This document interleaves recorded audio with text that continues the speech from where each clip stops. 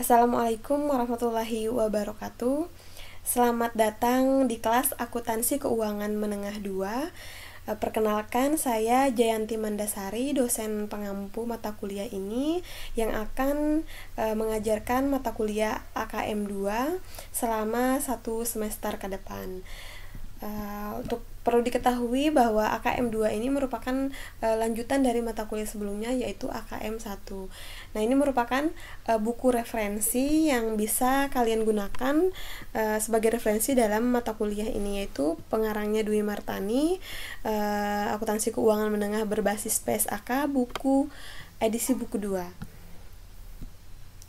Untuk pembahasan pertama, kita akan membahas liabilitas jangka pendek, provisi, dan kontingensi. Nah, jadi yang pertama akan kita bahas itu adalah tentang liabilitas jangka pendek.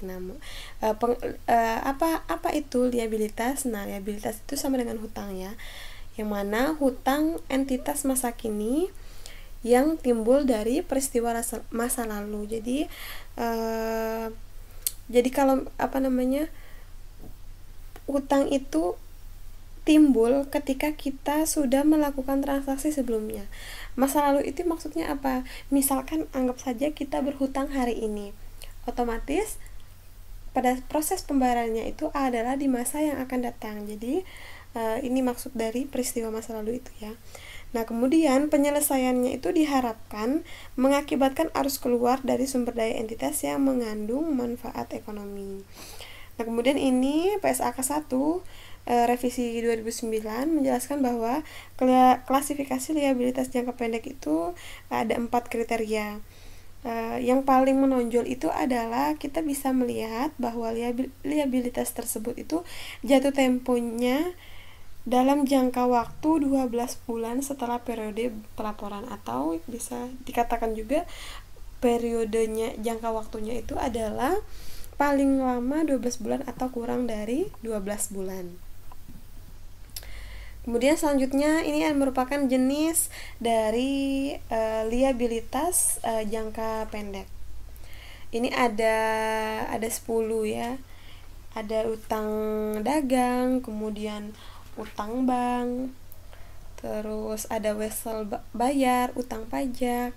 Nah, ini juga utang dividen. Yang mana kalau dividen ini berarti perusahaan sudah mengumumkan besar dividen yang akan diperoleh oleh investor, namun memang belum dibayarkan. Jadi itu merupakan menjadi hutang dari entitas. Kemudian ada beban yang masih harus dibayar, pendapatan diterima di muka, utang terkait gaji karyawan, uang muka. Jadi pada dasarnya itu beban yang harusnya sudah diterima tapi oleh entitas belum dikeluarkan, seperti itu. Jadi itu bisa dikategorikan sebagai utang atau liabilitas jangka pendek karena memang masa berlakunya kurang dari 12 bulan atau 1 tahun. Nah, kemudian selanjutnya untuk lebih memudahkan pemahaman, maka kita akan langsung membahas contoh soal. Ini berkaitan dengan utang berbunga dalam jangka pendek. Nah, utang berbunga jangka pendek yang umum dijumpai itu adalah utang bank dan wesel bayar.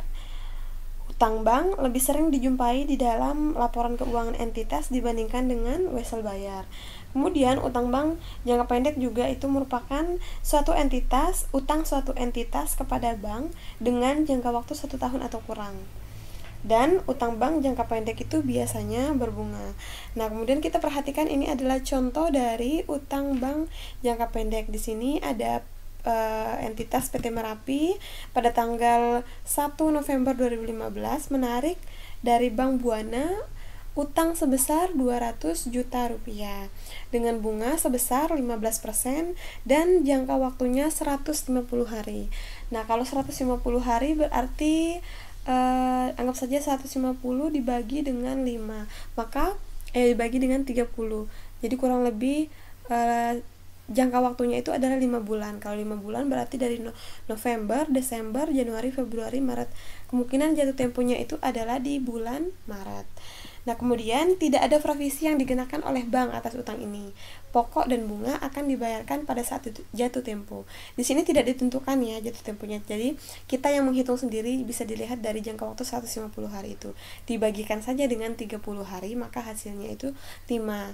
Nah, 5 berarti 5 bulan ya. Berarti kalau misalkan dari November itu kita hitung sampai 5 bulan. Berarti November, Desember, Januari, Februari, Maret. Berarti jatuh temponya bulan Maret. Bagaimana jurnalnya? Maka ini adalah jawabannya. Jurnal yang pertama, jurnal yang akan dibuat pada saat menerima utang. Jadi ini adalah jurnal yang dibuat oleh entitas ya, bukan oleh bank. Jadi entitas saat menerima hutang yang dicairkan oleh bank, maka jurnalnya itu adalah kas di debit dan kredit di hutang. Karena apa? Kasnya bertambah, tapi utang juga bertambah. Senilai 200 juta rupiah. Nah, kemudian jurnal penyesuaian pada tanggal 31 Desember karena ini akhir tahun, entitas atau perusahaan itu melakukan penyusunan laporan keuangan akhir tahun, maka perlu untuk dilakukan penyesuaian karena adanya masih hutang yang memang belum lunas seperti itu. Masih terhutang dan belum dibayarkan, maka jurnalnya itu adalah beban bunga pada utang bunga senilai 5 juta rupiah. Nah, pertanyaannya dari mana angka 5 juta itu diperoleh? Nah, ini adalah perhitungannya. Jadi hari selama tahun 2015 ini kenapa ini 30 dikurangi 1? Ini adalah perhitungan khusus di bulan November saja karena pencairannya itu di tanggal 1, maka tanggal 1 tidak termasuk ke hitungan hitungan mulai berlakunya hutang. Karena apa? Tadi kan sudah saya jelaskan di awal bahwa hutang itu merupakan kewajiban kewajiban yang timbul dari peristiwa masa lalu. Nah, kalau tanggal 1 itu dihitung, itu belum dikategorikan sebagai, belum termasuk ke dalam kategori hutang. Jadi tanggal 2 itu baru diakui sebagai hutang karena sudah waktunya sudah berbeda. Maka 30 dikurangi 1 sama dengan 29 hari di bulan November. Kemudian untuk bulan Desember 31 hari, maka dijumlahkan ya, 31 ditambah 29 itu adalah 60 hari atau sama dengan 2 bulan. Maka perhitungannya itu adalah 200 juta yaitu nilai utang yang dicairkan oleh Bank Buana dikalikan dengan 15%. 15% itu adalah bunganya, kemudian dikalikan dengan 60 per 360. Nah, 360 kan dalam 1 tahun itu harinya 360. Nah, jadi hasilnya itu adalah sebesar 5 juta. Kemudian jurnal saat utang jatuh temponya itu diasumsikan tahun kabisat, maka tanggal 30 Maret 2016 ya. Kemudian 60 ini dari mana? 60 itu adalah yang 2 bulan selama tahun 2015, kemudian sisanya itu adalah di bulan Januari, Februari, Maret. Nah, di sini diasumsikan tahun kabisat itu karena kan biasanya di bulan Februari hanya 28 hari, tapi ini karena tahun kabisat asumsinya jadi 29. Nah, sama dengan 150 hari. Maka diperolehlah ini beban bunganya 7.500.000, kemudian utang bunganya 5 juta. Maka kas yang dikeluarkan pada saat jatuh tempo itu adalah 212.500. Ini merupakan jurnal yang akan dicatat oleh PT Merapi. Nah, ini merupakan perhitungan dari jurnal yang di sini ya. 7.500.000, kemudian 5.500.000, 5 juta maksudnya.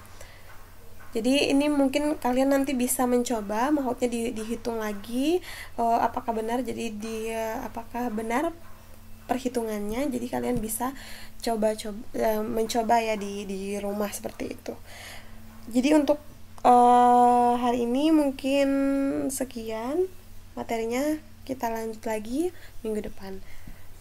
Saya tutup. Wassalamualaikum warahmatullahi wabarakatuh.